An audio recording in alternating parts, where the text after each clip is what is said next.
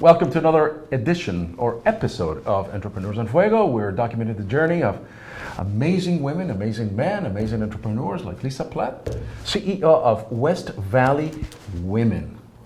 I think today is like the women's show. I really think it is, because we have so many amazing women that are coming today. You know, I've met many out in the room there that you're right. In the green room. In the green room? Is that what it's called? I don't know any of the TV lingo. It's called the pit, actually. We call it the pit, and we just made it the green room. Okay, I will do green room. It sounds more professional. More TV-like. There you go. Okay, but now we have this Hollywood speak now going on. Right, I met lots of lovely people out there while I was waiting. And that is, that is one of the things that we're trying to promote here. When you come in for your interview to tell us your story, Lisa, is that the people that you meet, they're so phenomenal, they're so amazing, and the stories that they have to tell, to share with the world, they're incredible. And we want to hear your story. But first of all, let's talk about your organization. Okay, so West Valley Women, we're in our 11th year of fostering business connections, opportunities, and friendships for women in our community. So if you were to picture those three interconnecting circles, what we do is provide a venue for women to come together and connect with other women over the social setting of a luncheon or the social setting of a breakfast. So I'm picturing a Venn diagram. Do you remember that from? A little bit. Do you know what a Venn diagram is? Oh my goodness. Okay, so A we've got some very little bit. smart women over here. All right, so I'm picturing this inner circles that are coming together, and you have all these women that want to advance business cause, social cause? Both. Both? And friendships, of course. And friendships. So if you think of that, what we do is we combine business networking with the social. Okay. And we provide the venue, and we have time there for women to actually talk, connect, exchange business cards, and we encourage them to follow up afterwards. You know, to pick up the phone or email and say, hey, it was nice to meet you. Would you like to have coffee or whatever? So it's really relationship focused. And this is a women's only organization? Or? It's a women's only organization, but every February is our annual Bring a Gentleman's to Lunch luncheon.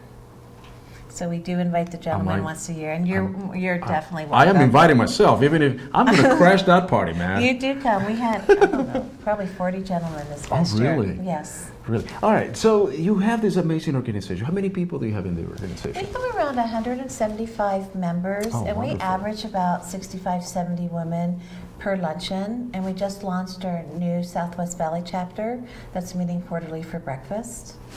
And we had 45 ladies at our kickoff meeting this week.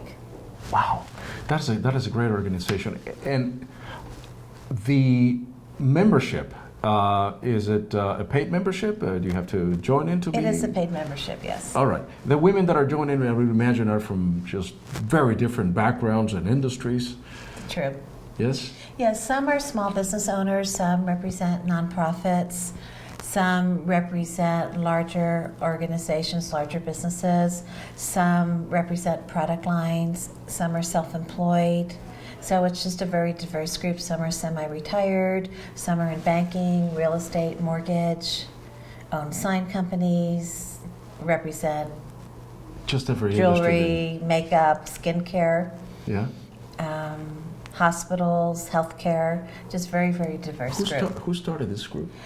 I started it with the founder, and she had another organization on the other side of town that she has since sold, and I worked with her as the administrator. So I worked with her as this started, and then I bought it from her about 5 or 6 years ago. And that is in and of itself an amazing story, because you have to have a tremendous love for what you do. I do. A tremendous passion for what you do, and I believe that the organization that you have is benefiting, well, throughout all these years, hundreds and hundreds of women. It has. And the funny thing is the other day in an email somebody said to me, well, don't work so hard, or don't work too hard, and I thought, and I replied, I said, when I'm working on West Valley Women, it doesn't feel like work. It's just that I enjoy it so much. I enjoy the wonderful people that I've met. I enjoy the relationships that I built out. I enjoy seeing our members connect with each other And then they're all Facebook friends with each other, and more of them are Facebook friends with each other than I'm Facebook friends with. They just build out their own friendships over a period of time, and I just love seeing that. And I was going to say, because this type of organization fosters that friendship that's going to last for a long time. And not just the business relationship that may result from a referral, perhaps. I know so-and-so who wants to buy a house, call Mary. But that friendship that you can count on that individual for a long, long, long time. That's very true. And the thing to remember about when you're building out your business relationships is that people do business with people they like and trust. Mm-hmm. That unless you're a really large company with a really big budget to have the really adorable Super Bowl ad, you kind of need to do your marketing a little bit different. Right.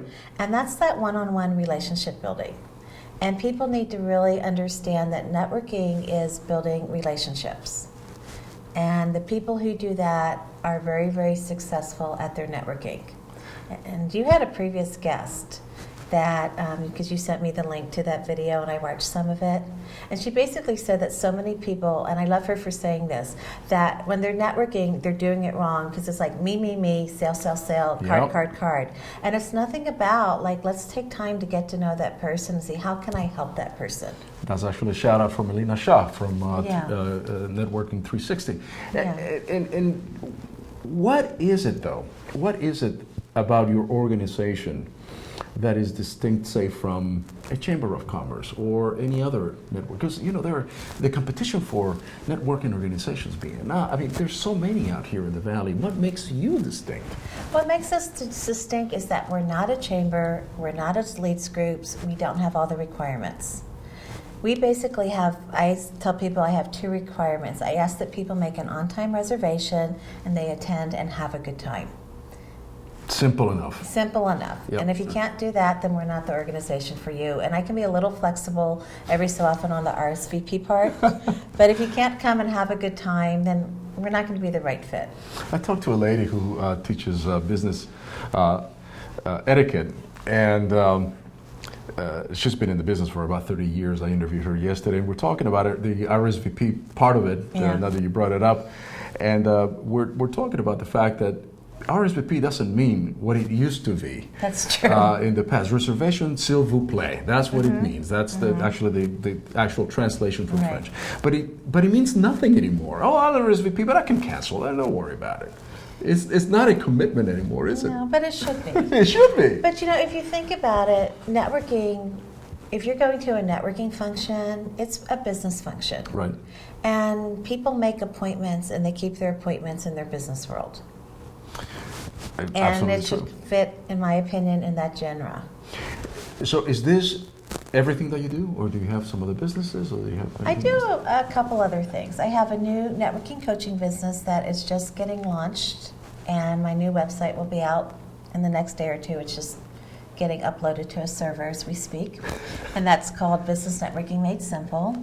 And I do some administrative contract work that I've done for a long time in my previous roles that brought me to what I'm doing today.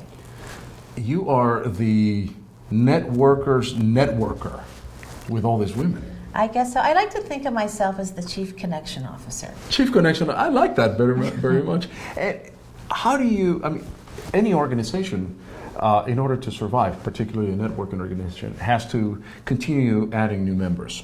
Right. Is that a great challenge for you at this stage of the game, or do you find that there's a lot of competition out there? Women are going some other places. They don't have. There's a lot of competition out there, and I realize that, and I accept that. But I need to focus on what I need to do, right, and not what everybody else is doing. Good. If I spend all my time going OCD, well, so-and-so's doing this and so-and-so's doing that, I'd never get out of the bed in the morning, and the organization would fail. But instead, I'm a member of 1 or 2 local chambers, and I go to different events, and I volunteer in my community. So I am constantly working on building relationships for the organization. I'd much rather be a member of an organization such as yours than a chamber. Look, I think chambers are overrated anymore. It depends on the chamber, and it depends on who's attending the chamber. But at one of the chambers, am I allowed to say the name? You love, this is your show. Okay. So I'm a member of the Glendale Chamber Sure. of Commerce, and I attend their weekly breakfast, Yeah. the Wednesday breakfast. And I've met some wonderful people there, and that's helped me grow my business. Right. So and I think some chambers work and some chambers don't. And Yeah. I think a lot of it depends on who are the other active members. And it's a giver's gain type of thing. I think what you've done and your success is because you have created a very beautiful culture in that organization. And that's what is binding those women together. You have a beautiful niche, and we commend you. Well, thank you very much. We're going to send you all the women on the West Side just to Oh, join please for do. you. And all the women who want to connect with the women on the West Side. Are you going to have? Are you going to continue opening new charters and stuff? We're going to also have a special Northwest Valley chapter, Yeah. probably May or June, probably June, or sometime in the summer will be the first meeting. Earthquake. Oh, is that what it was? Yeah. And it'll either be an evening reception or a morning breakfast. We have the venue, which is the gallery at Arts HQ, which is part of the West Valley Arts Council. It's a beautiful space. Nice. And I just need to do the next group of details for it.